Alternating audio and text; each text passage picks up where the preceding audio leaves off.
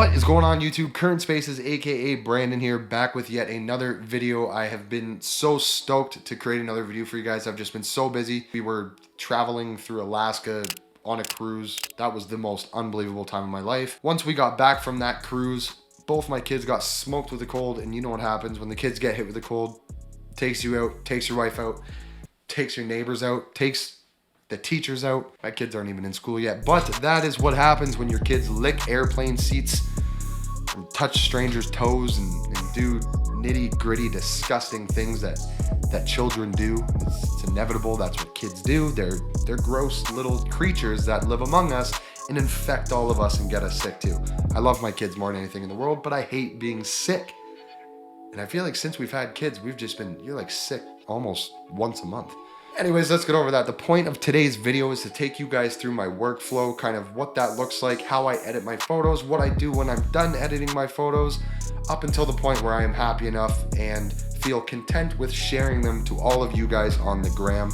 Please bear with me in my nasally sounding. I sound like Squidward ever since getting over this cold, so I'm on the mend. I'm starting to feel better. I'm back. I've been posting content again more regularly. It feels great, and now we are back in the YouTube space.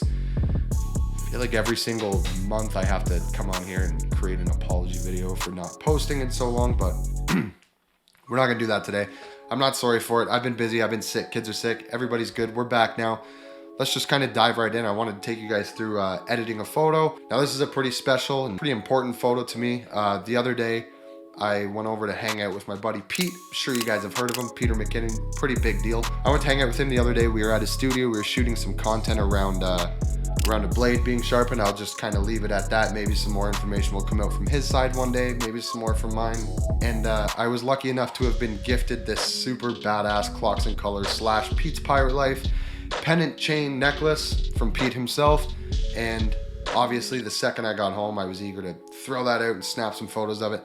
So I wanted to take you guys through kind of my editing process, what that looks like, and how I get my shots to the point where I'm happy enough to share them with you guys on the gram.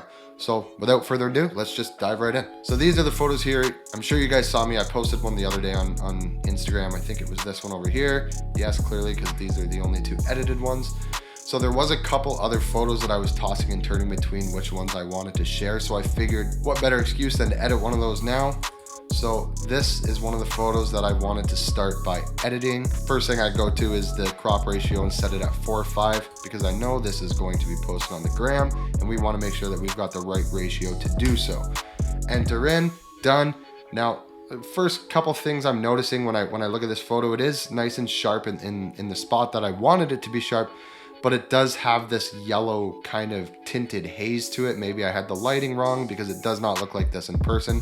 So I'm gonna drop down to my yellow color mixer into the saturation and just kind of kill the yellows completely. Now you can see how right away that took this, kind of washed out old looking pennant and just kind of cleaned it up back to brand new and kind of gave it that rich silver that it's got going on here. So from here on out, I go up to exposure. It is a little bit dark in certain areas, so I do want to brighten that up. I do like to have my whites on my Instagram feed looking nice and bright and vibrant. So first thing I'm gonna do is turn that exposure up a little bit, jack that contrast up, kind of pull in the shadows a little bit with the blacks by dropping that down a touch.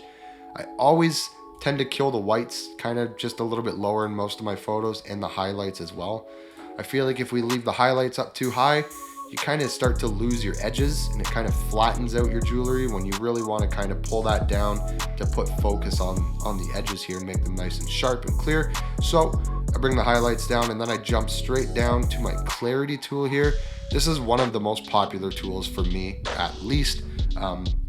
It's kind of all however you want your photo to look, but to me, clarity is a super important tool.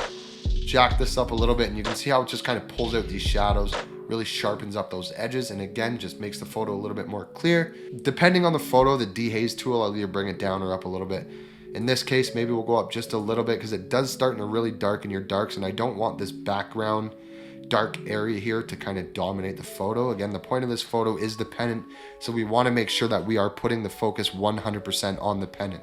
So going up here, starting to edit with the colors a little bit, I do like to kind of kill my blues, purples, and magentas out of the photos completely. I feel like it helps set a much moodier tone.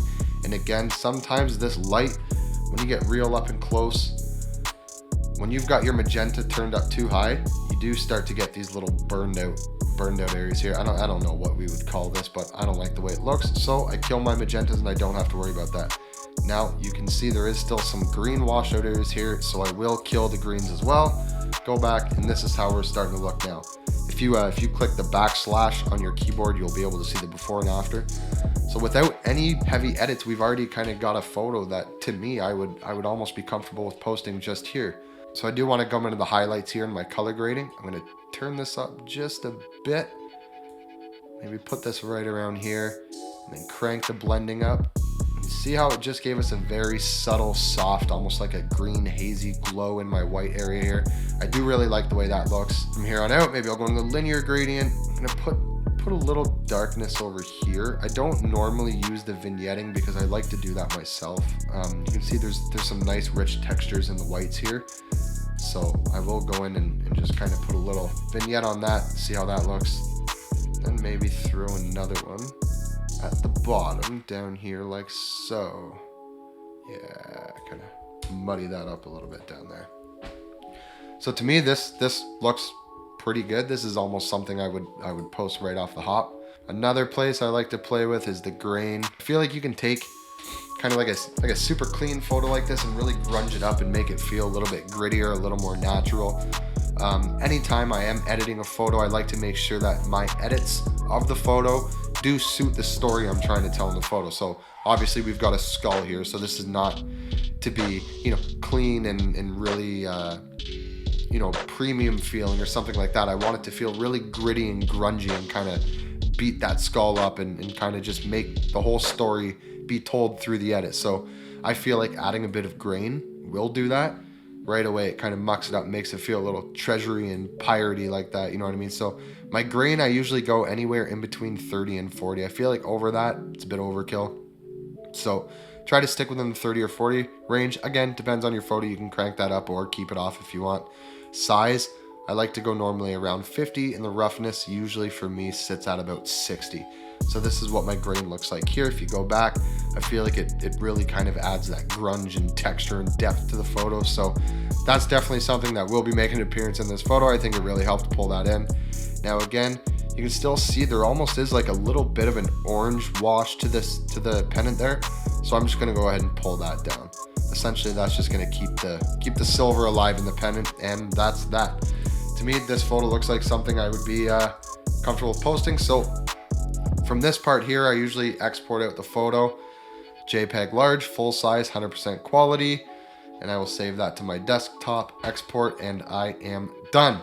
That is it. That's all it takes. That's all I do.